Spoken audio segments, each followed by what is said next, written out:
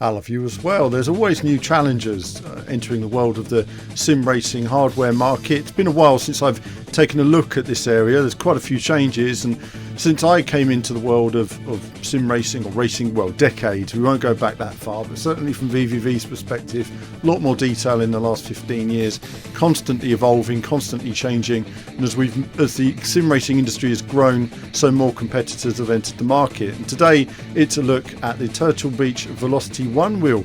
So let's see what it's all about.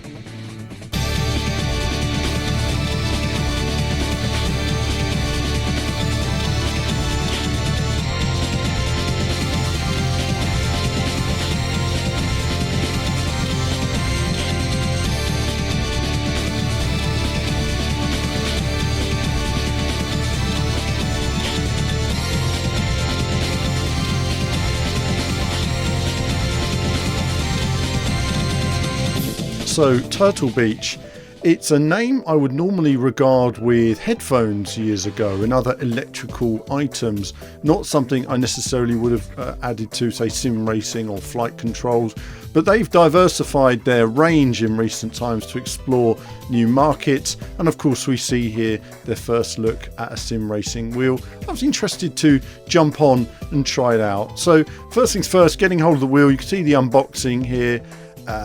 I received the wheel second hand, so it's not a proper unboxing video, not all in its nice little bags or anything, so we've rushed through that. All the standard components in the box, the base, the rim, the pedals, and of course we've got a button box there and the tools to put it all together. For the process of this video, it's just a quick one. I haven't added it to my rig, I've just popped it onto my desk, take it for a spin and give you my initial feelings and feedback. The wheel itself, setting it up, there was a few issues setting it up initially.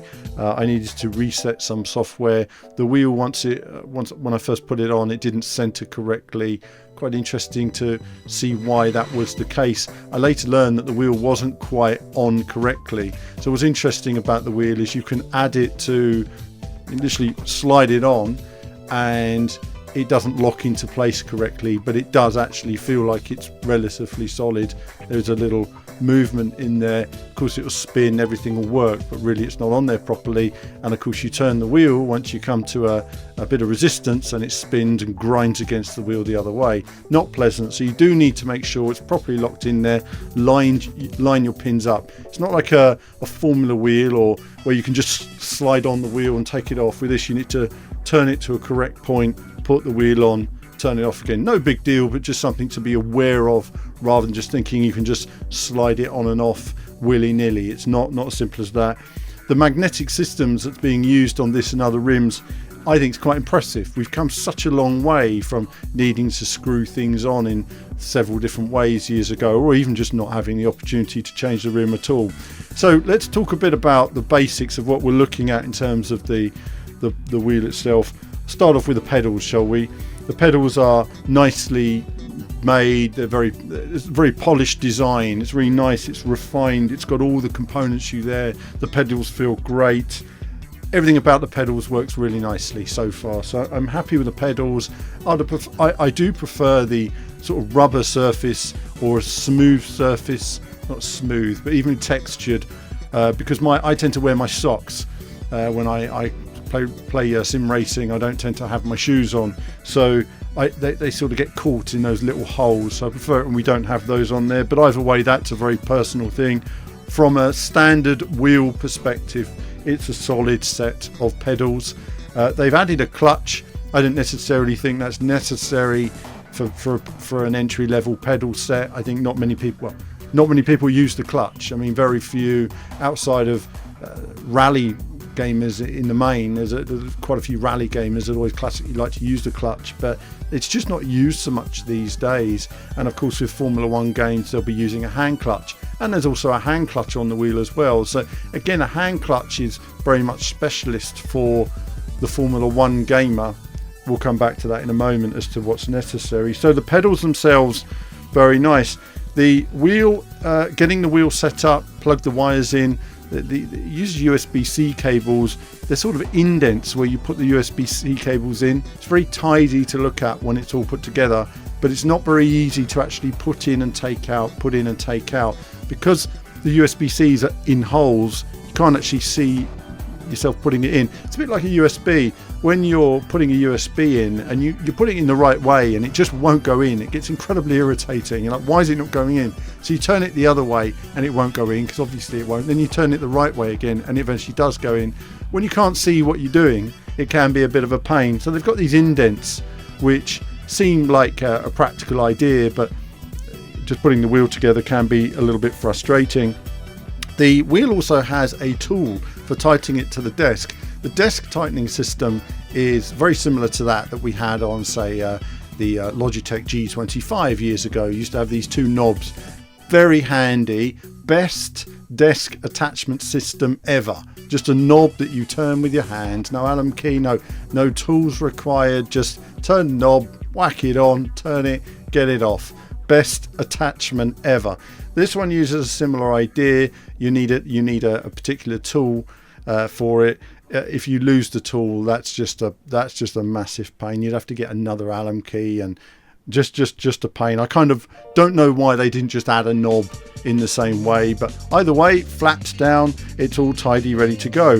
Then you also have the addition of a button box to go on the side. There's a nice range of buttons there, most of which I would never use, purely for the high level sim racer or iRacing player. At least it has a number of buttons there. It's interesting because it's got a few switches that I just wouldn't normally use. I wouldn't normally set anything up for it day to day, and as a console player will never use it at all. Now, just to underline, this wheel works on PC and Xbox. So on the PC you've got all the sim racing stuff. On the Xbox you're never really going to use the button box, but it's one of those things. We'll come back to that in a moment. Next is the display. Very impressive display. It shows the inputs of the various controls. You can see how everything's working when you're resetting stuff. You have various information and data on the screen. In my experience, a lot of it is all data overload. It looks really cool, like LED lights all over your wall behind you, or LED lights all over your PC. But invariably, I tend to turn a lot of the lights off when I'm using my wheels. And people say, "Why do you do that?" I said, "Well, I don't like too many flashing lights right in front of my eyes when I'm looking directly at elements on the screen. I like to sort of dull it down, if you like." That's just me. The data on the wheel is really nice. Again, it's one of those sort of optional extras where you could have just had a slot where I put my phone in there, and that way my phone would have been the data tool. Instead, they've got the data tool in there. It's nice, it's colourful, it looks really cool.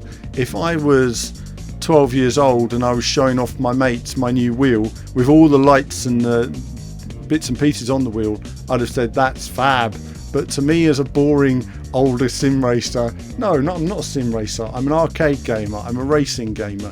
But for me, it's more about functionality rather than all the different colours and bits and bobs. For example, it will show you what the firmware is on the wheel. It's just irrelevant to me what the firmware is at the moment. I don't need to see that all the time. That could be something, it could be in the options, for example. There's just little things on there that I just don't feel need to be presented in front of me all of the time. But if I really wanted that, then I think having a tablet or an app with all that detail on is something that could have been an optional extra. Let's talk about the rim itself. Very important. The rim itself is interesting. I look at it and I think road car. I think luxury road car. Let's go there. Luxury road car. But the proportions, nothing on the wheel really works for me. As a road car, okay, but we're not driving generally a road car. We'll be driving rally cars, formula cars, GT cars, all kinds of different racing cars, and they require a completely different type of rim. I'm going to grab a hold of it while I talk about it. So as I discuss it with you, it's better that I just hold the rim here and discuss through it. The rim itself, it's quite wide in the center area for the fingers, if you like to have fingers either side. The button placement is dreadful on the wheel. It's way over from the thumb. The buttons are also very small. This is not practical when you're turning the wheel. Most of the time you're pressing buttons, you're actually turning as well. Especially if you're hitting a handbrake, absolutely no chance of hitting those buttons. You have various menu adjusters and rotational wheels, rotational elements on the wheel, but these are very fiddly to use. I just can't see myself using them when I'm driving in a race. For example, I'm changing my fuel level 3 times a lap on Gran Turismo, or not on Gran Turismo, on Forza Motorsport or something. You're just not, it's very difficult to do when you have fiddly controls. So the controls are very fiddly, the buttons are very small, there's some small text on there. It's an everyman rim that's for nothing. It's not what I would call good for GT. It's no good for rally at all. And it's not a Formula 1 rim. So you've got this hand clutch on there, which I think that's nice if you're doing sports and you want that sports simulation, you want that hand clutch. But then if you're doing a real sports simulation, you're just not going to be you're going to be using a dedicated rim for that type of simulation if you want to take it there. Most people, myself included, don't tend to use a hand clutch. If I use a clutch, I'll tend to use the foot clutch anyway. We've got 2 clutches, we've got 3 clutches, frankly. It's sort of overkill depending on the rim you have. I think when you're packaging a rim in the box, ideally you want a really basic rim, like the Fanatec P1 or the original Logitech G25, something round that works in every type of car. And as long as the buttons on the wheel, some of them are within reach of the thumb, or they're easy to get to, or large enough to press when under pressure, that's what you're looking for. So the rim itself it's nice to look at, as is the whole wheel, but it's not necessarily something I would consider hugely practical. That's my perspective. The point is with this wheel is you're paying for lots of stuff like the button box you may never use. Unless you're an iRacing player, you likely won't use it. If you're an iRacing player, you're going to want a different rim, because that rim isn't the optimum rim for racing, just isn't. So, and then you've got the digital display, which looks amazing. It's very impressive, but is it what you really want? So it's a funny wheel. It's a wheel that's tried to be for everybody. That's not necessarily going to satisfy anyone. You're paying for lots of elements on this wheel that you may not use. Now, on a personal front, I don't use a foot clutch generally much anymore. I just don't have the patience for it now. I jump on, do a bit of driving, if necessary to test the feature, it's there. But I play a lot, play Formula 1, play GT stuff, hybrid drive racing cars. Lots of them don't have the same foot clutch set up. The hand clutch, again, not something I use it a bit and then move on. So for me, the optimum is nice paddle shifters for rally driving and such like. And it depends on you as a player, what games you're going to be playing and what feeling you want. It would be nice, though, to have just those as optional extras rather than paying for them, though there are massive discounts on this wheel on Amazon, on Argos for Black Friday, as I say this. So there is big discounts out there. So it's an interesting addition to the market. There is also a phone app. I haven't used the phone app, but there is also a phone app that you can use with the wheel as well. So in terms of all the technical things you need, all the elements you need, it's all there. They've tried to please everyone out of the box, and in that sense they've sort of achieved it and sort of gone too far as well. It's a real strange mix of a wheel. And as we look at the sim racing market and we see how it's expanded and how many new wheel companies are entering the market, I think it's fair to say that not all of them are going to get it right, not all of them are going to survive. The market really isn't big enough for tons and tons of wheels for what is a relatively small market in the scheme of things. So you need to get it right. So Turtle Beach, it's very interesting. They've clearly got great technology. They've clearly got very passionate developers. A lot of passion has gone into this wheel, but somehow, somewhere along the line, they've got lost in terms of who it was for, why they were buying it, general consumer. The wheel is very affordable right now. I mean, it's been released somewhere around £630, but I've seen some deals. I'm just looking at it on Argos here at $429.99. So there we go. That's the Black Friday deal. So that is a very impressive entry level wheel. If you're buying one for your kids and you want an entry level wheel, that is the wheel to keep them happy. So it's finding the right market.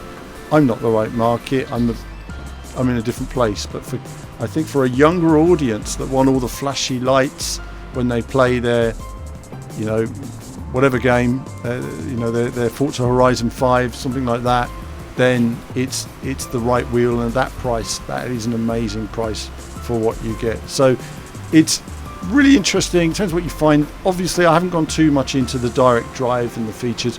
The direct drive on all these wheels right now is great. I mean, the resistance is compared to where we came from on a G25 or a Mad Catz in the 90s. We are light years from that. So in terms of braking your hands, you can do that. However, set the wheel to how you want to have it set. It started at a default for me after the firmware update of 75%. I swiftly put that down to 50 just because two reasons really. One is a bit of wheel preservation, and two, you got to get dampening and the feeling just right so that you get the resistance and you get the feeling of the tarmac, but you don't get the resistance in so much that you can't turn the wheel where you want it to be as quick as you want, or the resistance is stopping you from actually getting the wheel to where you want it, because then you're just going to lose lap time. But that's it for this quick look. I've had a few technical problems making this video. I was planning to show a little bit more of the actual gameplay. Unfortunately, my third Elgato has died in producing this, which is a nightmare. But that's it. I just thought I'd share that for now. Turtle Beach, interesting for the price with the package at the moment on Black Friday. Wow. But generally speaking, it's a competitive market. Depends what type of racer you are, and specifically what types of games you're going to be playing on the Xbox and PC. But that's it from me for now. As ever, more soon.